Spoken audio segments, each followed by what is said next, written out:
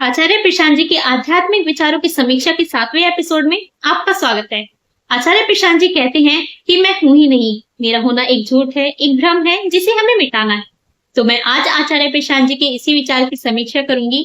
इस समीक्षा का उद्देश्य आचार्य प्रशांत जी की निंदा करना, अपमान करना या आलोचना करना बिल्कुल भी नहीं है, बल्कि आचार्य प्रशांत जी के विचारों की सत्यता, उपयोगिता और व्यवहारिकता को जानना है।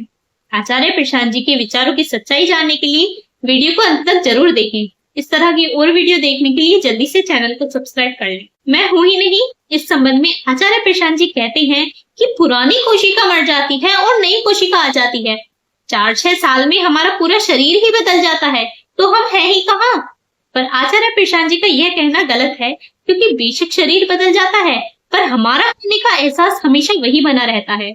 ध्यान देने वाली बात यह है, मेमोरी तब बनती है जब जानने में आता है। बिना जाने मेमोरी बन ही नहीं सकती। अगर आप कहीं गए ही नहीं हैं, तो वहां की मेमोरी बन ही नहीं सकती। 4-6 साल में शरीर के बदल जाने पर पुरानी मेमोरी भी नष्ट हो जानी चाहिए, क्योंकि कोशिकाएं नष्ट हो जाने पर उनकी मेमोरी भी नष्ट हो जाती है। लेकिन हमारी बचपन से लेकर अब तक की मेमोरी बनी हुई है, क्योंकि जानने वाला जो मूल शाश्वत चेतन तत्व है वो शरीर में बना हुआ है। इसलिए जैसे शरीर बना रहता है पर कपड़े बदल जाते हैं, वैसे ही सूक्ष्म स्तर पर कोशिकाएं बदल जाती हैं, पर जानने वाला मूल चेतन तत्व शरीर में बना रहता है। आगे आचार्य प्रशांत जी कहते हैं कि पुरानी कोशिका के मर जाने पर कर्म करने वाला तो विदा हो चुका, इसलिए परिणाम भोगने के लिए कोई बचा ही नहीं है। तो उनका यह कहना भी गलत ही है, क्योंकि अगर जिसने कर्म किया था वो विदा हो चुका है, तो हमें हमारी पुरानी गलतियों पर पछतावा होना ही नहीं चाहिए, क्योंकि जिसने गलती की थी वो तो जा चुका है। ऐसे में जो नया आया है वो क्यों पछताता है?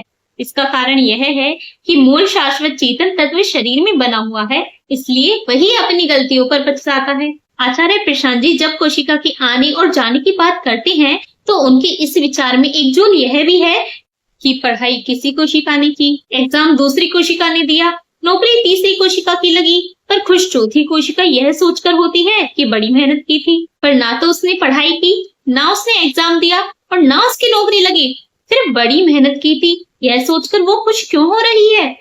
इसका कारण यह है कि खुश होने वाला मूल शाश्वत चेतन तत्व शरीर में बना हुआ है, इसलिए बड़ी मेहनत की थी यह सोचकर वही खुश होता है। ध्यान देने वाली बात यह है कि पुरानी वाली कोशिका अपनी मेमोरी को अपने साथ लेकर मर जाती है और नई वाली कोशिका को पुरानी वाली कोशिका के बारे में कुछ नहीं पता। ऐसे में कर्म में निरंतरता नहीं हो सकती, क्योंकि कर्मों में निरंतरता तभी हो सकती है जब मेमोरी में भी निरंतरता हो। हमारी कर्मों में निरंतरता इसलिए दिखती है क्योंकि शरीर के अंदर निरंतर जानने वाला मूल शाश्वत चेतन तत्व बना हुआ है। अगर आचार्य प्रशांत जी के विचारों को थोड़ी देर के लिए सही मान भी लें, तो भी जानने वाले के अभाव में याददाश्त बनी नहीं रह सकती, कर्म में निरंतरता नहीं बनी रह सकती, अपनी पुरानी गलतियों पर पछतावा नहीं हो सकता और अपनी पुरानी मेहनत सफल होने पर खुशी नहीं हो सकती। पर ऐसा होता है, और ऐसा इसलिए होता है क्योंकि शरीर के अंदर शाश्वत चेतन तत्व बैठा हुआ है। इससे आचार्य प्रशांत जी का यह विचार खंडित हो जाता है कि शरीर के अंदर कोई शाश्वत चेतन तत्व नहीं है। शरीर के भीतर शाश्वत चेतन तत्व बैठा है, यह कोई भ्रम नहीं है, बल्कि शरीर के अंदर बैठे शाश्वत चेतन तत्व को नकार देना ही असली भ्रम है, जिसे आचार्य प्रशांत जी फैला रहे हैं। बाकी चेतन तत्व यानी आत्मा का शरीर से कोई संबंध है अथवा नहीं, इस विषय पर विस्तार से चर्चा पुनर्जन्म वाले वीडियो में करेंगे, अन्यथा इस वीडियो के विषय से हम भटक जाएंगे। शरीर में शाश्वत चेतन तत्व बैठा है, उसी के कारण हम मैं हूं का एहसास करते हैं। पर आचार्य प्रशांत जी जब कहते हैं कि मैं हूं, यह एक भ्रम है और इस भ्रम को हमें मिटाना है, तो उनकी इस बात का अर्थ यह है कि प्रकृति या परमात्मा ने पहले तो हमें अपने होने का एहसास दिया और फिर हमें इसे मिटाने का काम दे दिया। अर्थात प्रकृति या परमात्मा ने पहले हमें उल्टा लटकाया और फिर हमें उल्टे से सीधे होने का टास्क दे दिया। समझने वाली बात यह है कि मैं हूं का एहसास हम नानी के घर से तो लाए नहीं थे, बल्कि अपने होने का एहसास हमें जन्म से ही मिला है। इसलिए यह स्वाभाविक और प्रकृति प्रदत्त है, और जो चीजें स्वाभाविक होती हैं वे झूठ या भ्रम कभी नहीं होती। आप इस सत्य को अपने दिमाग में बैठा दीजिए कि प्रकृति या परमात्मा ने हमें ऐसा कुछ नहीं दिया है जिसे हमें मिटाना पड़ी, और ना तो प्रकृति या परमात्मा ने हमें उल्टा लटकाया है और ना ही उल्टे से सीधी होने का कोई टास्क दिया है। बल्कि आचार्य प्रशांत जी ही उल्टा समझ गए हैं। कभी भी किसी को यह नहीं लगता कि उसका होना एक भ्रम है, एक झूठ है। इसलिए आचार्य प्रशांत जी का खुद के होने को भ्रम और झूठ बताना केवल एक धारणा मात्र है, जिसमें लेश मात्र भी सच्चाई नहीं है। वैसे आचार्य प्रशांत जी जिस अहम को मिटाने की बात करते हैं, उस अहम को मिटाया जा सकता है या नहीं, इस पर मैं इसी सीरीज के एपिसोड 2 में बात कर चुकी हूँ। अगर आप उसे देखना चाहें तो देख सकते हैं। अगर मैं हूं ही नहीं तो आचार्य प्रशांत जी का लोगों को ज्ञान देना, उनके अज्ञान और भ्रम को मिटाना भी व्यर्थ ही है, क्योंकि जो है ही नहीं उसे ज्ञान प्राप्त करने की या अज्ञान और भ्रम को मिटाने की जरूरत ही नहीं है, क्योंकि जो है ही नहीं उसे ज्ञान, अज्ञान, भ्रम, मुक्ति और बंधन प्रभावित ही नहीं कर सकते। इसलिए इनका कोई अर्थ भी नहीं रह जाता। आचार्य प्रशांत जी के इस विचार का दुष्परिणाम यह है कि जब कोई यह मानने लगता है कि मैं हूं ही नहीं, तो फिर उसके लिए जीने या मर जाने का कोई अर्थ ही नहीं रह जाता। जिस कारण जब मैं हूं ही नहीं तो जीकर ही क्या करना है, यह भावना धीमे धीमे प्रबल होती जाती है। यही वजह है कि आचार्य प्रशांत जी के शिष्य कहते हुए मिलते हैं कि जब आध्यात्म की गहराई में उतरते हैं तो जीने की इच्छा भी खत्म हो जाती है। कड़वी सच्चाई यह है कि जीने की इच्छा ही खत्म होना आध्यात्म की गहराई नहीं है, बल्कि अवसाद का परिणाम है। आचार्य प्रशांत जी की बातों को मानकर लोग अवसाद में जा रहे हैं, पर भ्रम में उसे आध्यात्म की गहराई समझ रहे हैं, जिससे उनके जीने की इच्छा खत्म हो रही है।